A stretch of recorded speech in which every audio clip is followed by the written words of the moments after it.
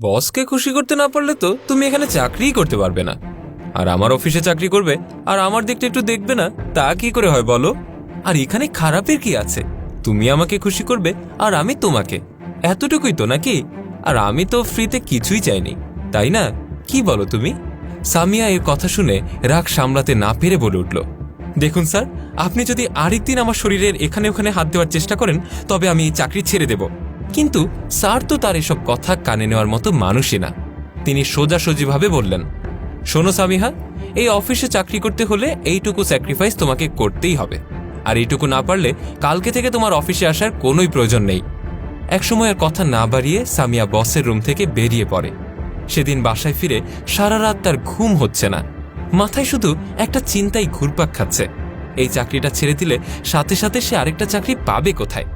আর এদিকে ঢাকা শহরে তার থাকা খাওয়ার খরচ দেওয়ার মতো কেউই নেই। এদিকে সে অফিসে গেলেই ওই হায়নার মুখে আবারও পড়তে হবে তাকে। কি করবে সে যেন কিছুই বুঝে উঠতে পারছে না। এক প্রকার বাধ্য হয়েই সে পরের দিন আবারও অফিসে গেল। অফিসের বস তখন তাকে আবারও রুমে ডেকে পাঠায়। রুমে ঢুকেই সালাম দিয়ে সামিহা বসে পড়ল। তার মনে প্রচণ্ড ভয়। আসলে ভয় পেয়েই বা কি হবে? স্যার কি করবে তার সবটুকুই তার জানা আছে। আর এদিকে স্যারও কাজ বুঝে নেওয়ার বাহানায় সেই যথারীতি তার গায়ে হাত দিয়েই যাচ্ছে। সামিহার অনেক কিছুই বলতে ইচ্ছে করছে, কিন্তু সে যেন আর কিছুই বলতে পারছে না। হাসি মুখে এভাবেই সব সহ্য করে গেল সামিয়া। এভাবেই কেটে গেল বেশ কিছুদিন। একসময় সামিয়া কি করবে কিছুই বুঝে উঠতে পারছিল না। আর সহ্য না করতে পেরে সামিয়া তার অফিসের এক ছেলে কলিগকে এই পুরো ব্যাপারটা জানায়। সাথে এটাও জানায় সে অফিসে আর কাজ করবে না, তবে যাওয়ার আগে বেটাকে এমন শিক্ষা দিতে চায় যেন আমার পর কোনো মেয়ে আসলে কোনোদিনও যেন এই কাজ করার সাহস না পায় সে। ছেলে কলিগটা বলে উঠল, ঠিক আছে, এই ব্যাপারে আমি তোমাকে পুরোপুরি সাহায্য করব। এরপর সামিয়া তার বন্ধুকে একটা ছোট্ট ক্যামেরা কিনে দিতে বলে। তার বন্ধু তাকে ছোট একটা ক্যামেরা কিনে দেয়। আর পরদিন আগে থেকে সে অফিসে এসে সুযোগ বুঝে সেই ক্যামেরাটা সেট আপ করে রাখে। এরপর বস অফিসে আসে। প্রতিদিনকার মতো সে আজও সামিয়াকে তার রুমে ডাকে। আর সামিয়া আসলে কাজ বুঝে নেওয়ার ছলে তার গায়ে হাত দিতে থাকে। আর সামিয়াকে পুরোপুরি কুপ্রস্তাবটা দিয়েই বসলো তার বস। সামিয়া তখন বলে ওঠে, স্যার, সবকিছুর জন্য তো আসলে একটা মেন্টাল প্রিপারেশন প্রয়োজন। আমাকে আপনি আরেকটু সময় দিন, আমি আপনাকে পরে আমার সিদ্ধান্তটা জানিয়ে দেব। সামিয়ার হাসিমুখ দেখে বস তো খুবই খুশি। সে বলল, ঠিক আছে সামিয়া, তোমার যতদিন ইচ্ছা তুমি সময় নাও। আর সেদিনকার বসের সব কার্যকলাপই তার ক্যামেরায় বন্দী হয়ে যায়। বস অন্য রুমে গেলে সামিয়া সুযোগ বুঝে সেই ক্যামেরাটা নিয়ে সেখান থেকে বেরিয়ে আসে। এবং এর কিছুক্ষণ পর সামিয়া আবারও বসের কাছে গিয়ে বলে, স্যার, আমার ফোনে ব্যালেন্স নেই, আপনার ফোনটা কি একটু দেয়া যাবে?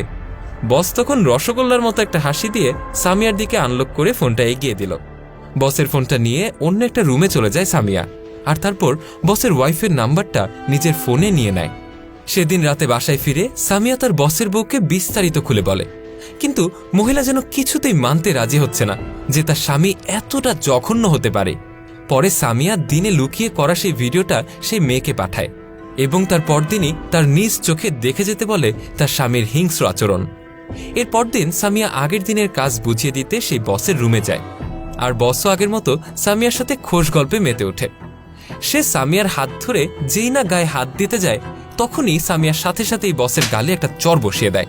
আর মোবাইলে থাকা ভিডিওটা সেই বসকে দেখায় এবং সে বলতে থাকে, শুনুন, আপনার মতো যৌন নিপীড়কদের জন্যই আমরা মেয়েরা কোথাও সেফ ফিল করি না।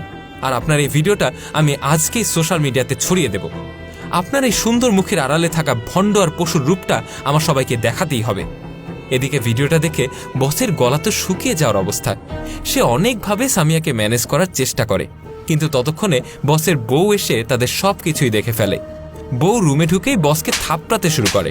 আর মেয়েটা কাঁদতে কাঁদতে বলতে থাকে, ছি ছি ছি, তুমি এতটা নিকৃষ্ট আর নোংরা মনের মানুষ আমি কোনোদিন ভাবতেও পারিনি। নিজের ঘরে বউ রেখে তুমি অফিসে এসব করে বেড়াচ্ছ, কি লজ্জা করে না তোমার? আর রাজু, এসব করতে গিয়ে তোমার একটাবারও বিবেকে বাঁধলো না? বস রাজু তখন নিজের ভুল বুঝতে পেরে দুজনের কাছে ক্ষমা চেয়ে যাচ্ছিল, কিন্তু রাজুর বউয়ের একটাই কথা, সে তাকে জেলে পাঠাবে। একসময় রাজু কথা দেয় তিনি কখনো আর কোনোদিন কোনো মেয়ের প্রতি কুদৃষ্টি দেবেন না, কিন্তু সামিয়া আর তার স্ত্রী কিছুতেই মানতে নারাজ। তার স্ত্রী তাকে গলা ধাক্কা দিয়ে অফিস থেকে বের করে দিল। আর এভাবেই যেন এক দুশ্চরিত্র লোক তার কাজের প্রায়শ্চিত্ত ভোগ করে। ভিডিওটি ভালো লেগে থাকলে লাইক, কমেন্ট এবং শেয়ার করতে ভুলবেন না।